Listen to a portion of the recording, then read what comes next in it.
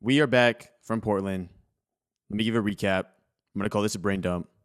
I'm going to give you everything that I learned from this entire experience from the perspective of going to a hostel. I got my hoodie on. Santa Cruz. I got some comfortable pants on. Why? Because my flight was at 1 a.m. or 12:40 a.m. I arrived back in Texas, took a nap, and I was like, you know what? Let me just get all this information out today, because if I don't, I'm going to forget some stuff. So let's go ahead and just jump in. No cuts. Just going straight through it. First thing, using one backpack, and also, side note, this little outro thing, or whatever this is going to probably be on the hostel video that's going to be short, and then the main video, which is like every single video that will be in this playlist. There'll be like one big video, one short hostel video, hike video, Powell video, etc. First major thing I learned.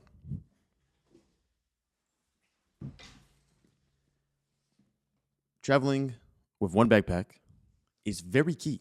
And I'll probably do a whole video on this backpack right here, how to pack for it when it comes to clothes, when it comes to laundry, everything implied with that. But let me just go ahead and give you perspective in what I've learned through this experience. First thing I learned is that hostels are amazing. They are 100% worth your time if you're comfortable with communal living, a communal shower, a communal sleeping situation. If you are comfortable with that and you're okay with that, this is not a hotel, but if you like those two, and also that's supposed to be a brain, and I was like, brain dump, waves, I don't know. If you're comfortable with that, this is going to be very much so, like the value you get for the cost associated with it, you get like a huge return on investment. It's cheaper to be in a hostel, and the experiences you get are way better. Why is that? Because I would say 80% of the people, at least at this hostel, well, first off, let me take a step back. Staff is friendly, free breakfast. I mean, I'm a simple guy. Give me some coffee, give me a bagel. I'm good for like 8 hours. Staff's friendly. Everyone that was at the hostel at the time that I went, friendly. Amenities are good. And you probably already seen the clips of all this, right? You've seen the situation.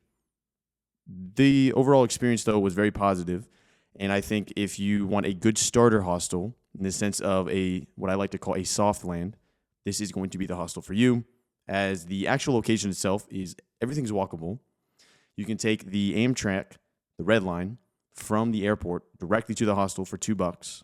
I'll do a whole video as well, like basically showing an Excel sheet of how much I actually spent for this trip. I was there only for 3 to 4 days, and I can genuinely tell you the amount of experiences, the amount of having a good trip energy was much more on the beneficial side when I've spent it at a hostel, like I did right now, comparative to at a hotel or an Airbnb. Now, hotels and Airbnbs have their place and have their time.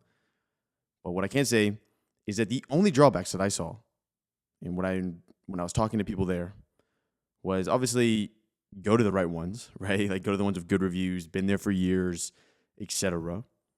But the only thing I saw that was like, the only reason that you'd be mad at a hostel environment is that if you went in there treating it like a hotel. Now, of course, hostels also have private rooms and smaller rooms, but those are getting comparable to how much it would cost to stay at a hotel. If you're really interested on the pricing and everything like that, you can go and check out the video on this playlist. This playlist is probably going to be called the Northwest Portland Hostel, events around the area, etc. Saying all of that, I'll give you a quick rundown here, as I don't want to be yapping for too long here, and I'm pretty exhausted.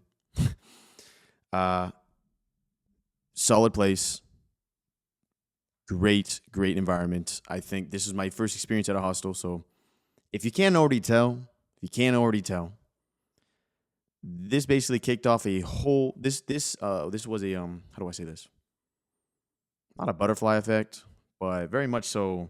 This experience has made me realize that the direction that this channel is going to go is that the playlists I create are going to be basically highlights of hostels and the surrounding areas, and more specifically, a focus on let's make it affordable.